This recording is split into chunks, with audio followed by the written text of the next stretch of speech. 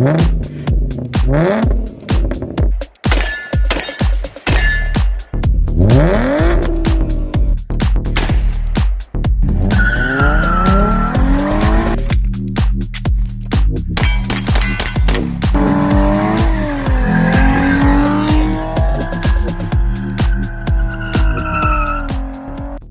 we're going to check out this Weatherby Reaper 12 gauge here. I did a video on this a few years ago, but it's kind of just messing around with it in the woods, so I'm going to try to do a little more proper review video of it today. So anyways, it's the Reaper, so it's got this specialized like skull looking camo stuff on it. It's a tactical shotgun, 5+1 capacity, gust ring sight with your green fiber optic front or whatever it is. I really like that sight. There is your release there. Instead of being up here like the 500s, you got it right there, so you can reach it a little more easily with the finger. And there's your push through safety. And on this one, I do believe you can remove this and put different chokes on it, but this is just cylinder bore. That's what we'll be shooting today. This is what it came with. So I got a whole bunch of stuff I'm going to put through it today for you. I got anything from, I got 7.5, 6, 5, 4 shot, 4 buck, 1 buck, double up buck, slugs. So we're going to see how it shoots everything. I'll flip up some of these steel targets and knock them around too. But I'm going to put a big old target down there so we can pattern this stuff and see how it shoots it. Because I'm sure that's what you want to see, right? So I thought these were the sticker type, like what I usually use here. Like this, but they're not. Thankfully, I brought a BB gun and the box had these big staples in them. So as long as I don't shoot them, I should be able to continue hanging it like that. Fingers crossed. Are you ready? Yep. Alright, so I'm going to do 7.5 shot first. We'll just keep working our way up to bigger and bigger shot.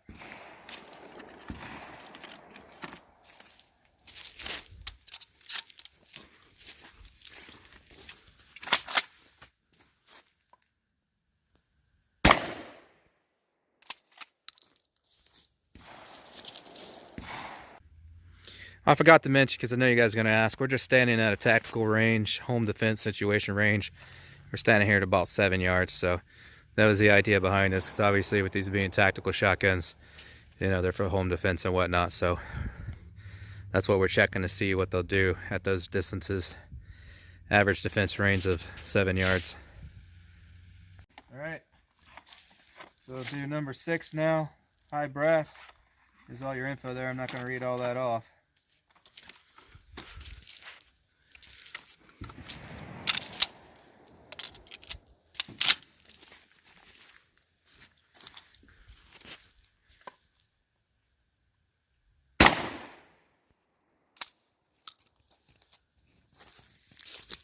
Also, I know birdshot's not exactly ideal for self-defense.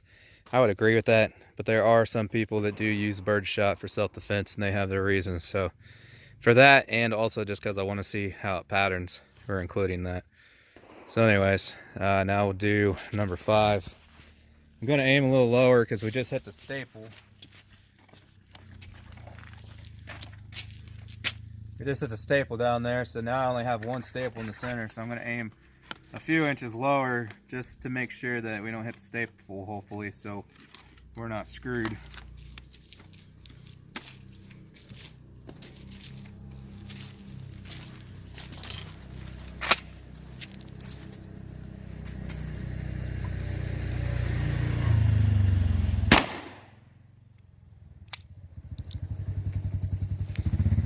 Are you guys members?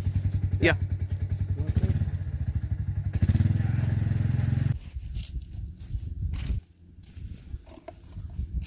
Number 4.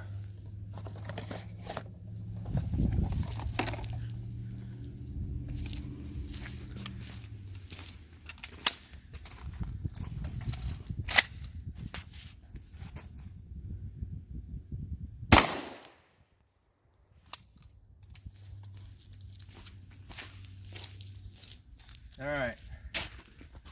Now we got 4 buck. I kind of like these clear plastic. You can see the shot in there.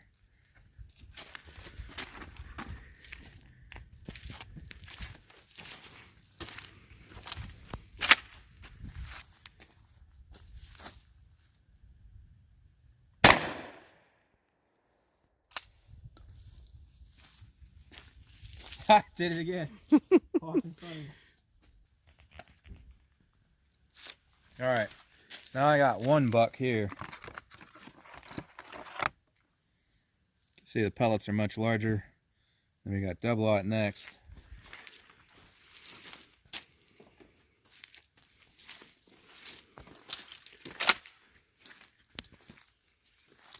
This thing's so light I can do this one-handed. It's real light.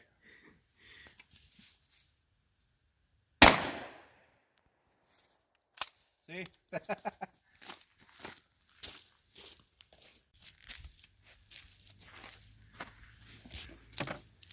Now I got double aught. These are both double aught. They both have 9 pellets. Going through a lot of those damn targets and they're not cheap. I'm going to shoot one slightly left and the other slightly right. Try to get them both on the same target. So I'll do the Remington first.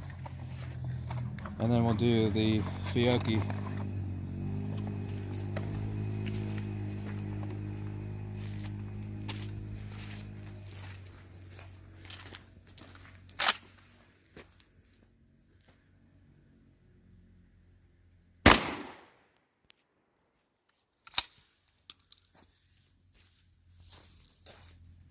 Around. Still recording, right? Yep. So then now we'll do the Fiocchi, if that's how you say it. These are clear.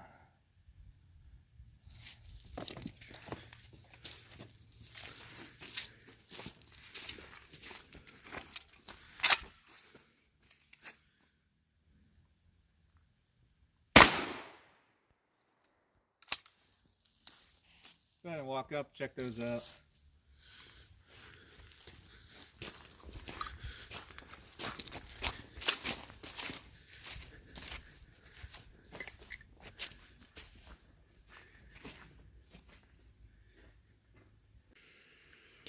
Alright, I'm going to shoot a slug here in a second just to see where it hits point of aim, but here's the targets that we hit. So that's the first one, 7.5.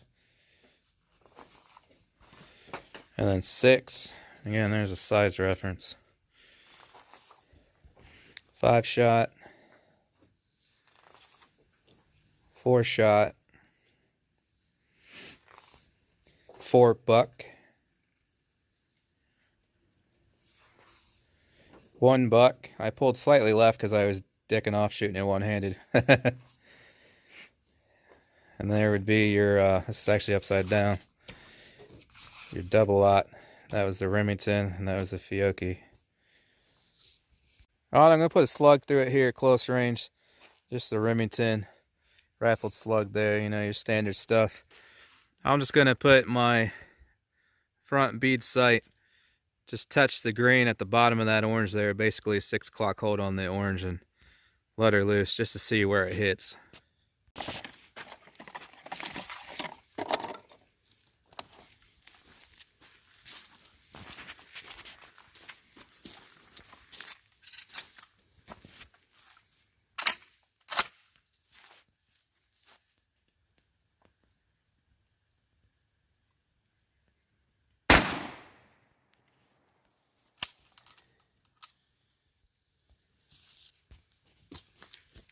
That's the one thing I noticed with this. It's probably just me, I need better discipline, but a lot of times the kick half opens this after I fire. So then I'm sitting here like that, and then when I go to chuck it, it doesn't really shoot it out, as you can see, because the slide came back a little. But I think that's probably me, and I need to make sure I press forward on it a little bit. But it does seem to come open a little easier than some shotguns do, but that's mostly a training issue. So I pulled a little left there, but other than that, it went pretty much right where that sight was. So it'd be a center hold, not a 6 o'clock hold, because that bullet, other than the fact I pulled an inch or two left, it went right where that green sight was. So center hold with this. Of course, further out it might raise a little. I'm going to try to go out to the rifle range here, and we'll try buckshot and slugs a little bit further range, see what it does. Forgot that I'd wanted to hit some steel with this, so I'm just going to put this number 5 in here. Knock down some of these steel targets real quick.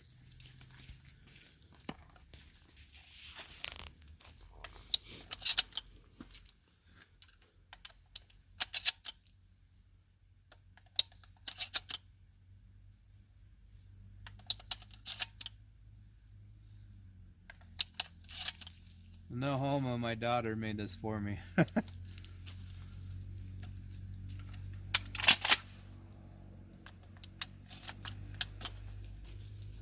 Ready?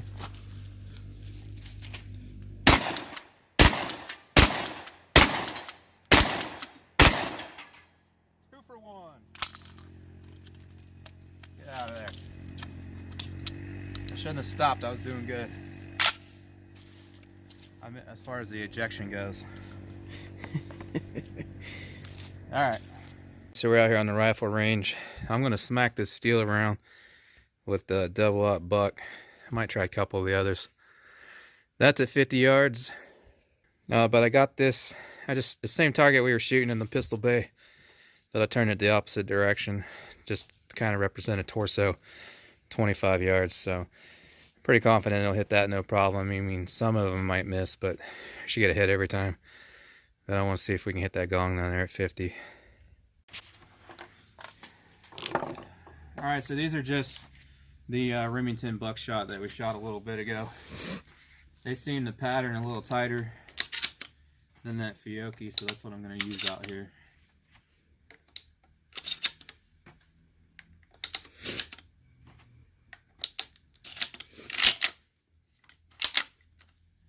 Probably shouldn't have done that upside down.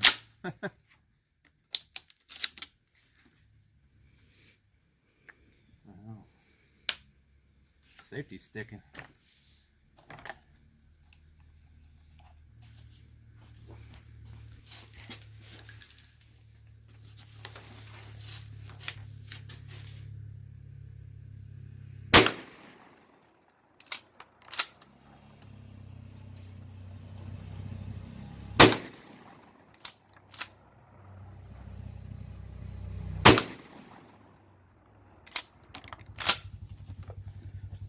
They're all hitting a little high. I'm just aiming for that center point. I'm gonna go out to that gong now.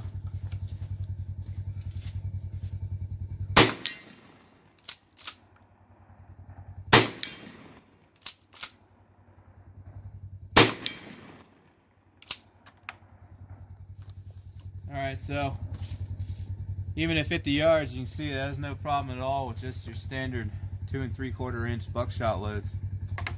3 hits in a row at 50 yards, no problem. Go check that target out. Probably nothing you didn't already see, but there's a close-up on it.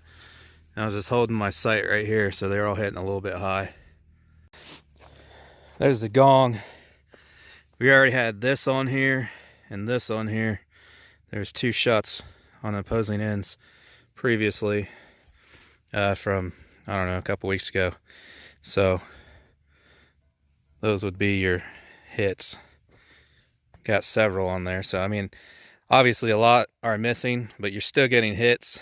Plus, this is about as wide as my chest area, but obviously a human torso is larger than that. Alright, so apparently this is a 4+1. I did get 5+1 in it when I was shooting steel on the range. But this 5th slug won't fit in here, so these must be a little longer than the birdshot shells, and it's not quite allowing 5 to go in there, so it's 4+1. So these are just the slugs we used earlier. My phone's about to die. Hopefully we can get some hits on that gong. It's at 100 yards now before it dies. So here we go. I'm going to start with a 6 o'clock hold. I'm not sure where to hold, so we'll start there.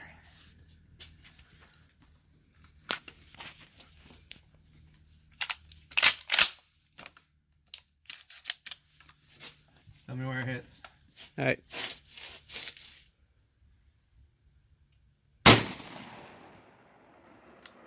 Couldn't tell you. All right, I aim a little higher. We don't know where it went.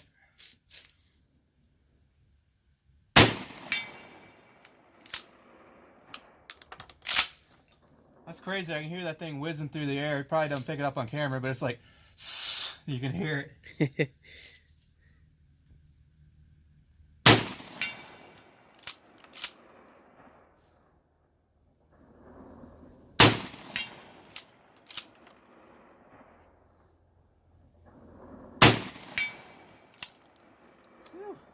All right, so 6 o'clock hold.